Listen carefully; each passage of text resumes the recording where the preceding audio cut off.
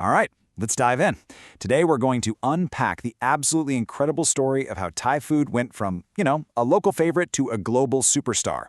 And it's not just about flavor. It's a story packed with strategy and, believe it or not, power. Let's get right to it. So, here's a question for you. Think about it. Could your favorite noodle dish actually be a diplomatic tool? Sounds a little wild, right? But the answer is way more complex than you'd think.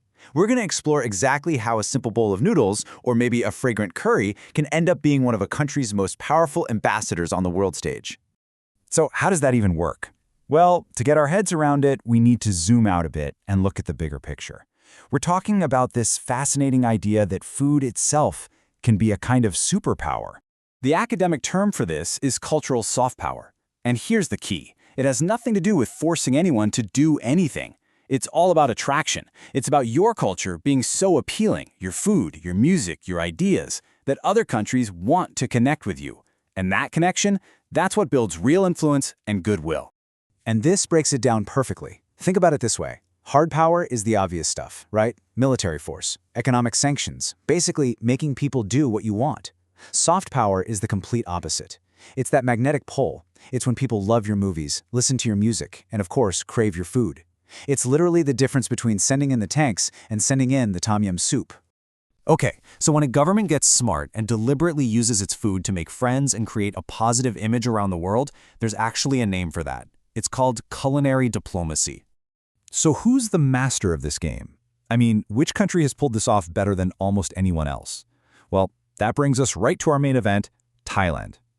A country that didn't just try culinary diplomacy, they absolutely perfected it. And what's just mind-blowing is how fast it all happened. Seriously, look at this. Back in 1987, you could find fewer than 400 Thai restaurants documented anywhere in the world. But then, in the early 2000s, the government steps in with a real plan and bam! The number just explodes into the thousands. It wasn't just growth, it was a total culinary takeover. And just to give you some perspective on how crazy that is, look at this. French cuisine, right? The gold standard. It took them more than 75 years to get that kind of global respect. Thai food? They did it in about 25 years. A third of the time. I mean, that kind of meteoric rise was completely unheard of. So you gotta ask, how on earth did they pull that off? Was it just luck? Did Thai food just randomly become trendy? Absolutely not. This was no accident. This was all part of a very deliberate and frankly brilliant plan. So this was the playbook. The Thai government launched this massive initiative called the Global Thai Campaign. And it was so much more than just, hey, our food is good. They turned the country into a food destination to get people to visit. They treated their top chefs like artists and cultural ambassadors, sending them out into the world. And, this is key, they poured money into top-notch cooking schools to train an army of skilled chefs. It was a full-court press, a top-down strategy designed to put Thai food and Thailand itself on every map. But here's the thing, a government plan doesn't just work in a vacuum. The real secret weapon, the foundation for all of this, was the Thai diaspora. For years, Thai immigrants all over the world had been opening up these small, family-run restaurants. And these places were so much more than just businesses. They were like little cultural outposts. When people move to a new country, their food is often the last thing they give up.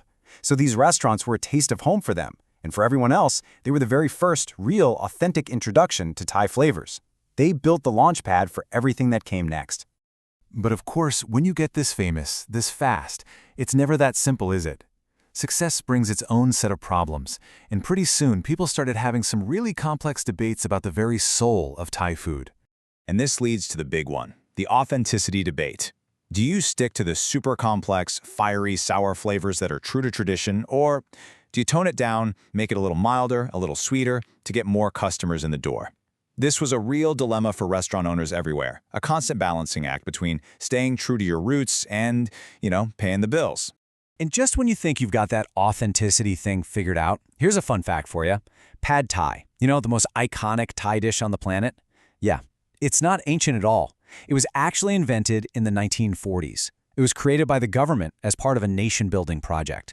So the ultimate authentic dish is actually a modern invention. How crazy is that? Then, of course, social media enters the chat, and it's a total double-edged sword. On one hand, Instagram made Thai food look incredible and made everyone want to try it. But on the other hand, some people started to worry that it became all about the photo.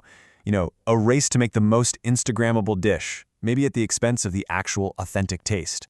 And then the Michelin Guide shows up in Thailand. This just adds a whole other layer to everything.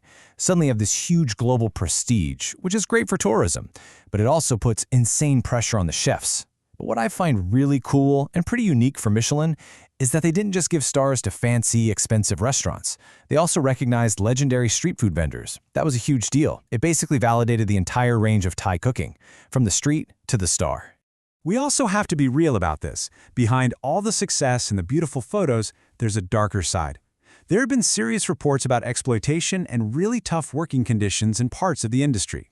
It's what some researchers call a negative social network, kind of the hidden human price of all this incredible global growth. So where does that leave us? After this wild ride of explosive growth, government strategy, and all these complex issues, what's next? What does the future look like for a cuisine that now really belongs to the whole world? And that really brings us to the final big question to think about. In a world where everything is fusion and cultures are constantly mixing, what does a national cuisine even mean anymore? I mean, when a country's most famous dish was invented for political reasons, then adapted for foreign tastes, and then celebrated by a French tire company, who does it really belong to? Now that is some serious food for thought.